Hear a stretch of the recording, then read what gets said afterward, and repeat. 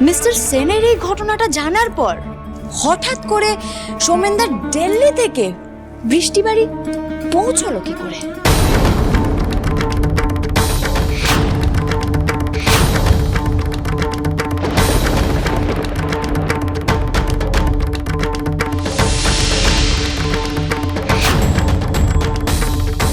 কি সৌমেনদা,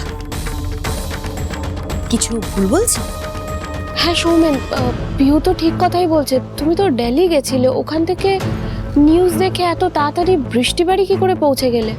দেখেছো, এত কিছুর মধ্যে তো এই সহজ কথাটা আমার মাথাতেই আসেনি। আরে এটা তো ঠিক ধরেছে পিউ, আমার মাথাতেও আসেনি এত বড় কথাটা। নিশ্চয়ই কোনো গন্ডগোল আছে। হ্যাঁ সৌমেন, কথাটা তো সত্যি।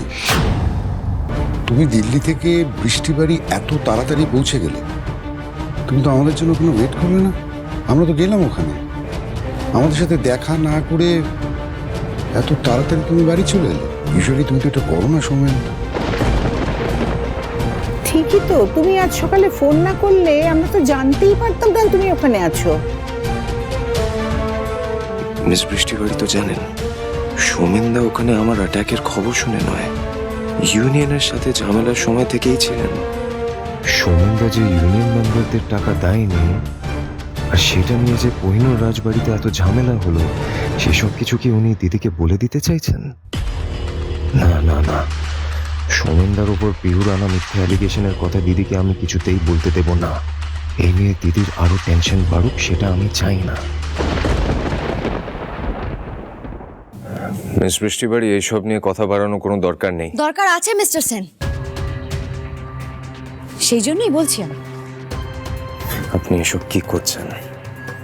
সৌমেনদার সম্পর্কে এসব কথাগুলো আমি যা করছি দিদির ভালোর জন্য করছি মিস্টার সেন।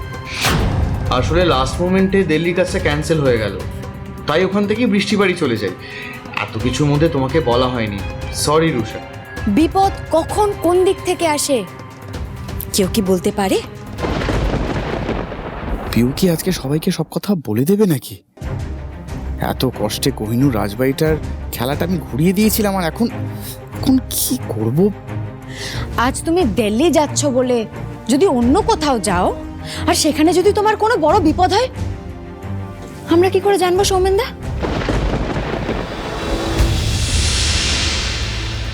এমনিতেই মিস্টার সেনের সাথে যে ঘটনাটা ঘটলো, তারপর তো আমি কোনো জায়গাকেই সেফ ফিল করতে পারছি না।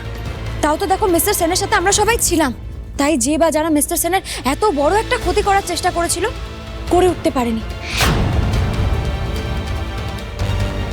কিন্তু তুমি কোথায় যাচ্ছ, কার সাথে যাচ্ছ, আমরা তো সেসব কিছুই জানি না সৌমেনদা। তুমি একবারও ভেবে দেখেছো, তোমার যদি আজকে কিছু একটা হয়ে যায়, দিদির কি হবে?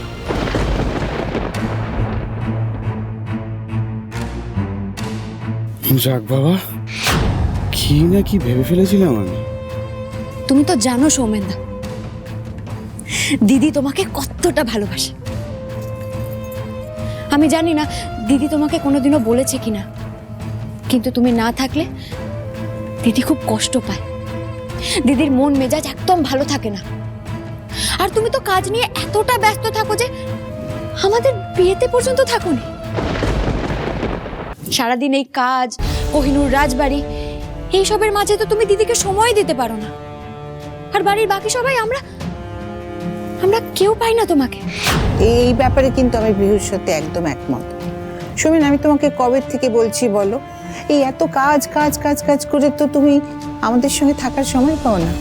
দেখো, সৌমেন সারাক্ষণ কাজের জন্য বাইরে বাইরে থাকে বলে আমি কিন্তু খেয়াল করে দেখেছি, আমাদের রুষার মনটা কিন্তু খুব ভার হয়ে থাকে। কিন্তু সৌমেন তো নিজের কাজ ছেড়ে এখানে সময় কাটাবেই না।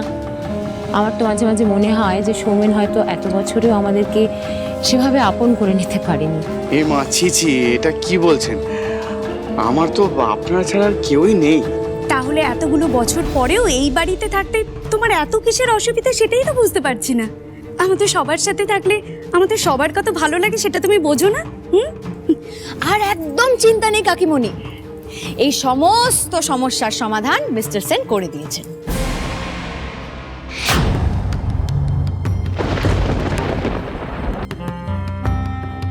সৌমেনদাকে দিদির কাছে বেঁধে রাখার একটা ভালো উপায় ভেবেছেন মিস্টার সেন।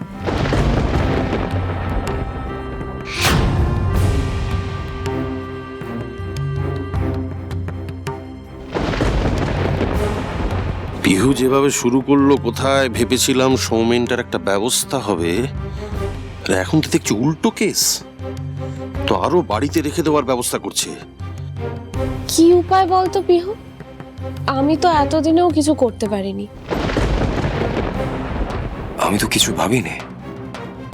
উনি এসব কি বলছেন? পিহু, ঋষি কি ভেবেছে? কাকাই, মিস্টার সেনের শরীরের এখন যে অবস্থা, আমার মনে হয় বেশ কিছুদিন তো মিস্টার সেনকে বাড়িতেই থাকতে হবে, তাই না? এক্স্যাক্টলি, ওরকম কোথাও বেরোনোই উচিত নয়। তাহলে এতগুলো মিটিংস, কনফারেন্স, সমস্ত অফিসের কাজও বন্ধ রাখতে হবে। আর ওনার খেয়াল রাখার জন্য তো আমাকেও বাড়িতেই থাকতে হবে। কিছুদিন আমি অফিস যেতে পারবো না। হ্যাঁ, এটা কিন্তু একদম ঠিক কথা বলেছিস পিহু। তাই মিস্টার সেন ডিসিশন নিয়েছেন, ওনার অ্যাবসেন্সে অফিসের সমস্ত দায়িত্ব নেবেন সৌমেনদা।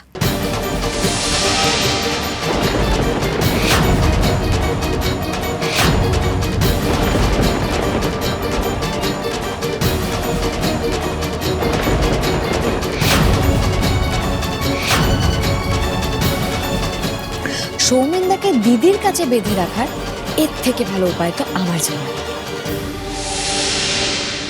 মিস বৃষ্টি বাড়ি চাইছেনটা কি? আমাকে একবার জিজ্ঞেস না করে এত বড় একটা ডিসিশন নিয়ে নিলেন উনি।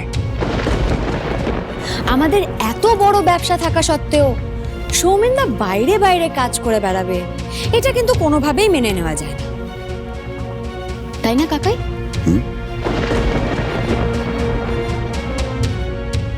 আমি কিন্তু মিস্টার সেনের সাথে একদম একমত, একদম ঠিক ডিসিশন নিয়েছি।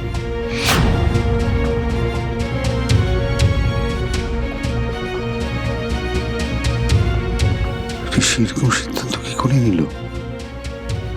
আমি থাকতেও অফিসের দায়িত্ব সৌমেনকে দিয়ে দিল। তাহলে কি ঋষি আমাকে ভরসা করছে না? সৌমেনকে ঘাড় ধরে বের করে দেওয়ার বদলে কোম্পানিতে নিজের চেয়ার ছেড়ে দিচ্ছে। না, আমি যেটা বলতে চাই যে এই RS এন্টারপ্রাইজ তো ঋষির নিজের কোম্পানি। মানে ঋষি একাই এই কোম্পানিটাকে এত বড় করেছে, তাই এই কোম্পানির খুঁটিনাটি সম্পর্কে ওর থেকে বেটার আর কেউই জানে না। ইনফ্যাক্ট আমরা সবাই এতদিন কাজ করছি, আমরাও সবটা ভালো করে কিছু জানি না। আর ঋষি, তুমি সৌমেনকে বেঁধে রাখার চক্করে নিজের জায়গাটা ওকে ছেড়ে দিচ্ছ। পৃথিবীতে কেউ কারো জায়গা নিতে পারে না পিসু। RS এন্টারপ্রাইজ মিস্টার সেনের কোম্পানি হওয়া সত্ত্বেও যেমন আপনি, কাকাই, আপনারা সবাই জায়গা করে নিতে পেরেছেন, সৌমেনদাও নিশ্চয়ই পারবে। কি mister Sen? Yes, yes, why not? সাব্বাস, এ তো মেঘনা চাইতেই জল। শালাবাবু থালায় সাজিয়ে নিজের কোম্পানির পুরো গিফট করে দিল আমায়। হ্যাঁ ভাই, তুই না এখন এসব নিয়ে একদম চিন্তা করিস না তো। তুই রেস্ট নে। আর কাকাই আছে, পিসো আছে, সৌমেনকে ঠিক সবকিছু বুঝিয়ে দেবে।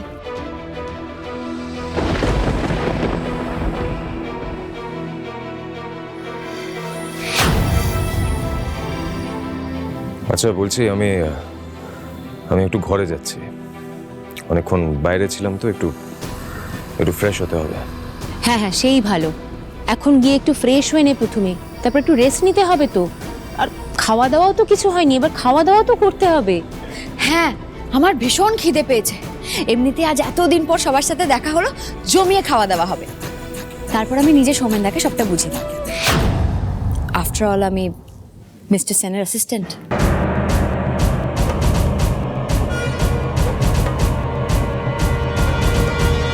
মিস বৃষ্টি বাড়ি তো এত সহজে সৌমেনদাকে এত বড় একটা জায়গা দিতে পারবে না। নিশ্চয়ই কোনো একটা কারণ আছে।